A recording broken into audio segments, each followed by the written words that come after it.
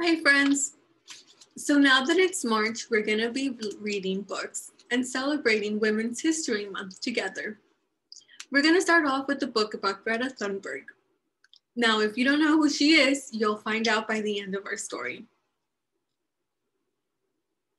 This book is titled Greta and the Giants, inspired by Greta Thunberg's Stand to Save the World by Zoe Tucker and Zoe Persico.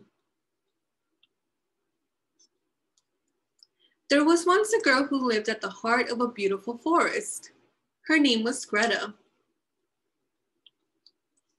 One morning, things weren't quite as they should be. Greta stepped out into her yard, and there, huddled together in the shadows of the trees, were all the animals of the forest. A soft, silvery brown wolf stepped forward, with his tail low to the ground. "Help, please help us," he whispered. "The forest is broken, and we don't know where to go. The giants are ruining our home." The giants had always been there, for as long as Greta could remember. But now they were worse than ever.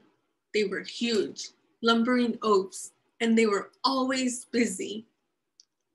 They chopped down trees to build homes. Then they chopped down more trees and built bigger homes. The houses grew into towns, and the towns grew into cities. They built factories and shops and cars and planes. They worked all day and all night until eventually there was hardly any forest left. But the greedy giants had forgotten how wonderful the forest was. They didn't see all the little birds and bugs and butterflies and bears that trembled in the shadows. And no one told them to stop because everyone was scared of them. Everyone except Greta. "Will you help us?" asked the wolf. Greta looked around her. The animals looked tired and sad. She had to help them. But how? Then Greta had an idea. The next morning, Greta went to the middle of the forest and waited for the giants to come. She stood alone, holding a big sign. The sign said stop. She waited and waited. On the first day, the giants didn't see her and lumbered on by. On the second and third, too. But on the fourth day, something strange happened. The little boy who had been watching Greta made a sign and came and sat down next to her. He didn't say much, but Greta knew he felt like she did.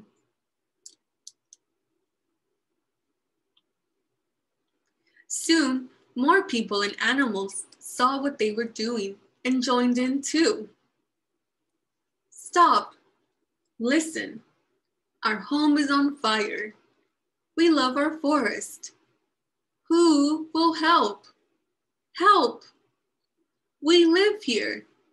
Save our forest." Before long, a huge crowd filled the forest, stretching out the city and the roads beyond. They stood together and waited. The crowd was so huge that the giants were stopped in their tracks. "Please stop," Greta cried. "Your greedy behavior is spoiling our home. You've broken the trees and trampled the flowers, and now the bees and the birds have flown away. These animals are homeless and our forest is dying." After Greta had spoken, everything was silent. But then everyone in the crowd began to shout, "The smoke from your fires is choking the air. And mend my home. And please stop cutting down the trees. You can help plant some new ones. We need to take care of our forest and live together. Will you please try?" they all said.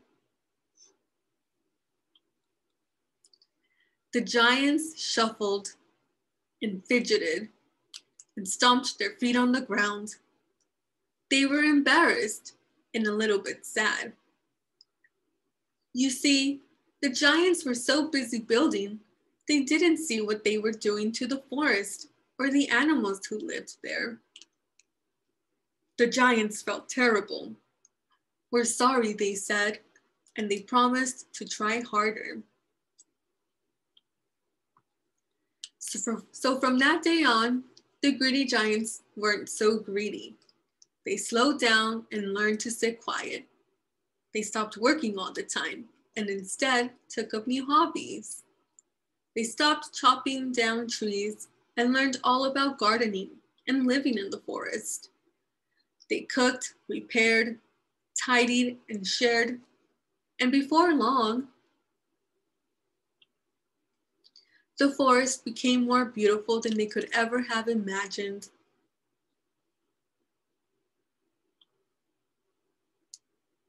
So this story is inspired by a real girl called Greta Thunberg.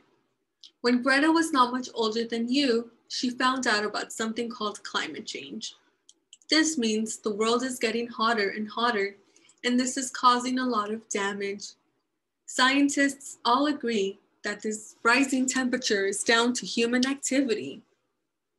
When we burn coal, oil, and gas, called fossil fuels, something called carbon dioxide is released into the air, and it makes the world warm up. The polar ice is melting and sea levels are rising. Forests are being chopped down and animals are left homeless. The earth is already 1 degree Celsius hotter than it used to be. This has caused worse wildfires, storms, droughts, and floods, and more than 1 million people living near the coast have been forced to leave their homes. If we carry on as we are, things will only get worse. Climate change is the biggest crisis humans have ever faced. Greta knew all of this, and she couldn't understand why no one was doing anything about it. So when she was 15 years old, she went on strike from school. Sitting outside the Swedish government building and holding a sign that said, "Strike for Climate." Over time, people stopped to join her, and now her protest has encouraged children and adults from all over the world to stand up for climate change too. Greta has spoken to politicians from many different countries, and in 2019, she was nominated for the Nobel Peace Prize. The story you've just read has a happy ending, but in the real world, Greta is still fighting the giants. They might not be easy to see as they are in the book, but they are there. And some of the giants don't want to change their ways. That's why Greta needs your help. You might think that you are too little, but Greta says, no one is too small to make a difference. Here are some things you can do to help Greta. Learn everything you can about climate change. Tell your friends and family all about what you have learned. Ask your parents or guardians to take you on a climate protest so you can stand up to the giants. Ask your teacher if your class can write to or visit your elected officials to ask them to stop climate change. Walk, run, cycle, or take the bus or train instead of getting in the car or taking a plane. This means less fossil fuels are burned. Try to get your family to eat less meat. Ask your parents or guardian to buy food made nearby instead from a faraway country. Look after the things you have. Mend them when they are broken instead of buying new things. Share them with your friends and when you're finished with them. You might think that it won't make a difference, but if we all work together, we can change the world.